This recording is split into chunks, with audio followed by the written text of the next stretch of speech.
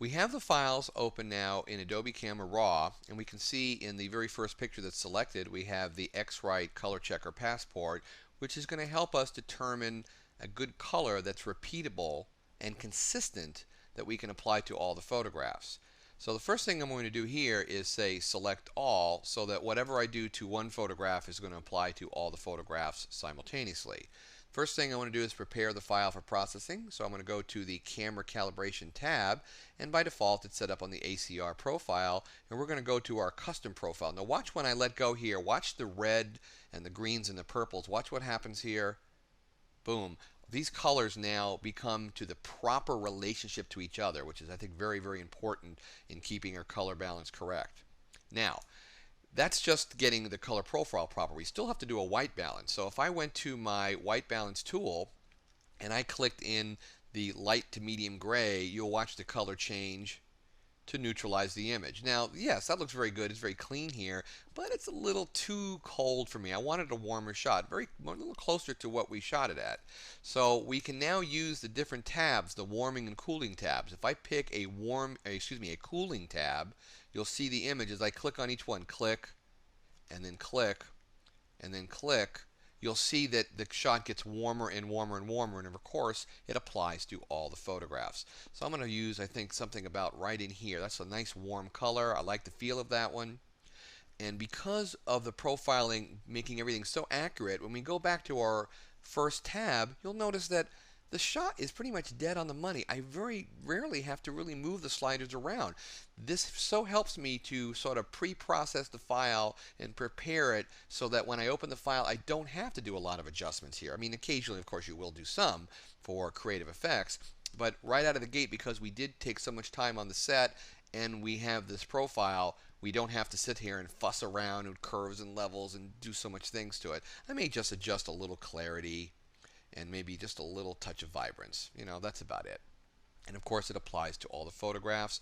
Now, looking across the board here, what I'm looking as I sort of study the image, I think I've decided that I'm going to use this one here, and I'm going to hold my shift key down, use this one, and I'm going to work with these three images to create the photograph. And here we go. So we'll say, go ahead and open these images up in Photoshop.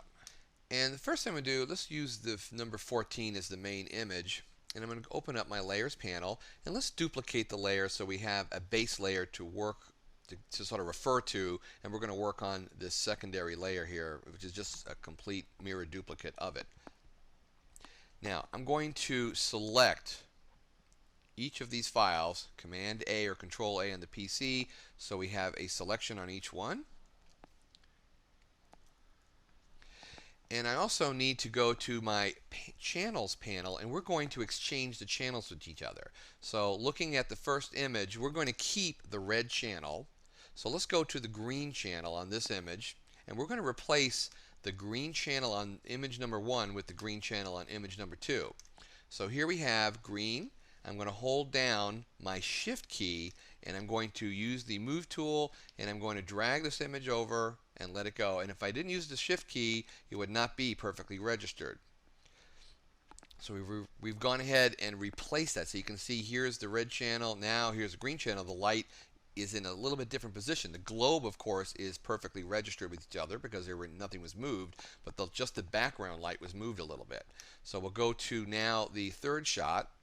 We'll select the blue channel. Go back to my first shot, select the blue channel here as well, and we have it selected. We'll use the move tool. I'm holding the shift key down, and I'm going to drag that over and let it go.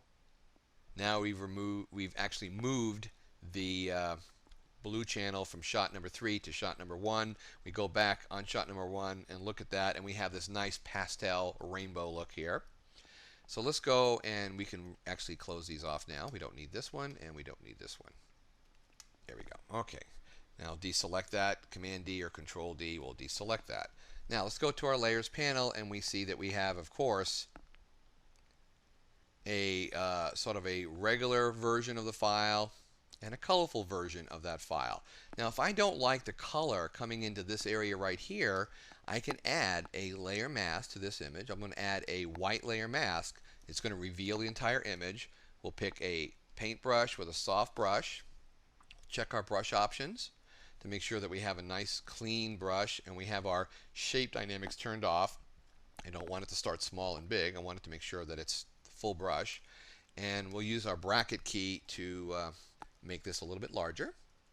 And I'm just going to paint with black inside our white layer mask to remove this image. I got to move that up a little bit so it'll happen faster.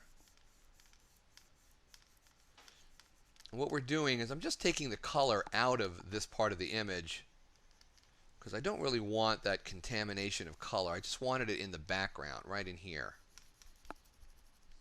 And if I'm not sure exactly if I'm covering and everything, I can always turn off that background and say, oh yeah, there we go, I'm missing a few spots.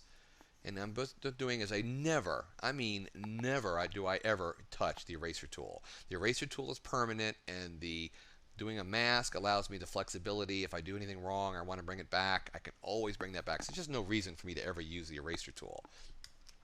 So I'm happy with that overall look. I think we need a curves adjustment layer to this image.